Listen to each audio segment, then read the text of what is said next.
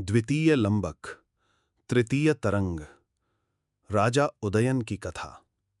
सहस्त्राणिक के महाप्रस्थान के लिए हिमालय की ओर चले जाने पर राजा उदयन वत्स प्रदेश का शासन प्राप्त करके राजधानी कौशांबी में रहकर सुखपूर्वक प्रजा का शासन करने लगा।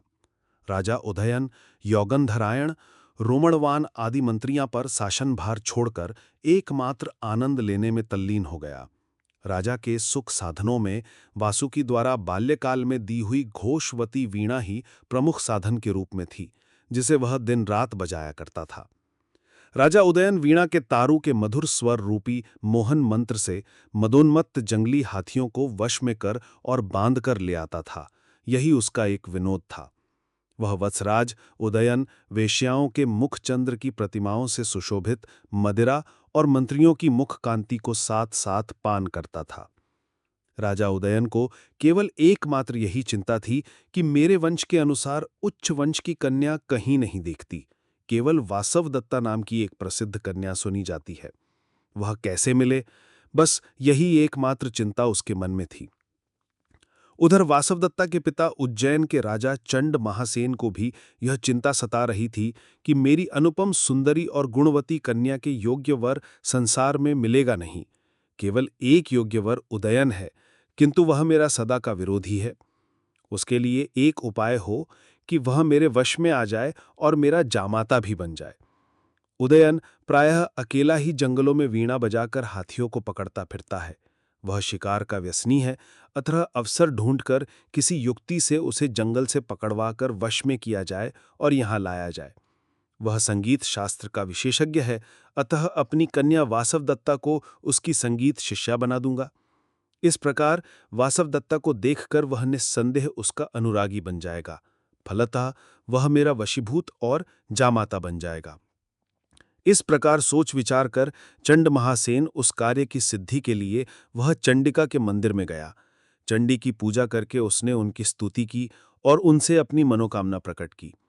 चंडिका मंदिर में राजा ने आकाशवाणी सुनी कि हे राजन, तुम्हारी यह अभिलाषा पूर्ण होगी।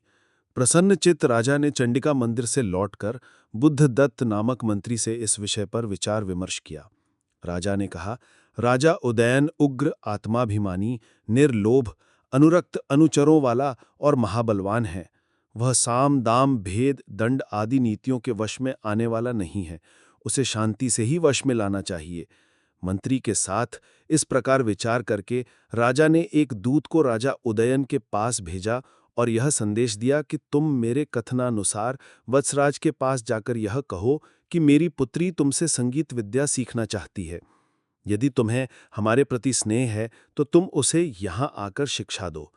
इस प्रकार उस संदेश के साथ भेजे हुए दूत ने कौशांबी नगरी में जाकर अपने स्वामी का संदेश वत्सराज उदयन से कह सुनाया। उदयन ने दूत से उज्जैनी नरेश के इस अनुचित संदेश को सुनकर एकांत में मंत्री यौगंधरायण से कहा कि इस चंडसेन ने मुझे यह कैसा स्वाभिमान संदेश भेजा है। ऐसा संदेश देते हुए उस दुष्ट का क्या अभिप्राय है। वत्सराज के ऐसा कहने पर स्वामी के हित में सुदृढ़ और सतर्क यौगंधरायण मंत्री ने राजा से कहा, महाराज, संसार में तुम्हारे अतिव्यसनी होने की प्रसिद्धि जो लता के समान फैली है, उसी लता के यह कड़वे और कसैले फल है। वह तुम्हें प्रेमी हृदय समझकर अपनी सुंदरी कन्या प्रलोभन में फंसाकर और बंदी बनाकर जामाता बनाना चाहता है। इसलिए महाराज, अब तुम हाथियों के शिकार का यह बुरा व्यसन छोड़ दो। जिस प्रकार गड्ढों में हाथी फंसाए जाते हैं, उसी प्रकार व्यसनी राजा शत्रुओं द्वारा व्यसनों के गड्ढों में फंसाए जाते हैं। मंत्री की यह बात सुनकर धैर्यशाली राजा ने चंड महासेन के प्रति अपनी ओर से दूत भेजा और उसके द्वारा यह संदेश भेजा कि यदि तुम्हारी इच्छा अपनी पुत्री को मेरी शिष्या बनाने की है तो उसे यहीं मेरे पास भेज दो। इस प्रकार संदेश भेजकर राजा उदयन ने मंत्रियों से कहा कि मैं अभी जाता हूं और चंड महासेन को बांध कर लाता हूं। राजा के विचार सुनकर मुख्यमंत्री यौगंधरायण बोला कि ऐसा करना न तो संभव है और न उचित ही है। वह राजा प्रभावशाली है और तुम्हें उसने अपनाना भी चाहिए। इसके संबंध में विस्तार से कहता हूं, सुनो।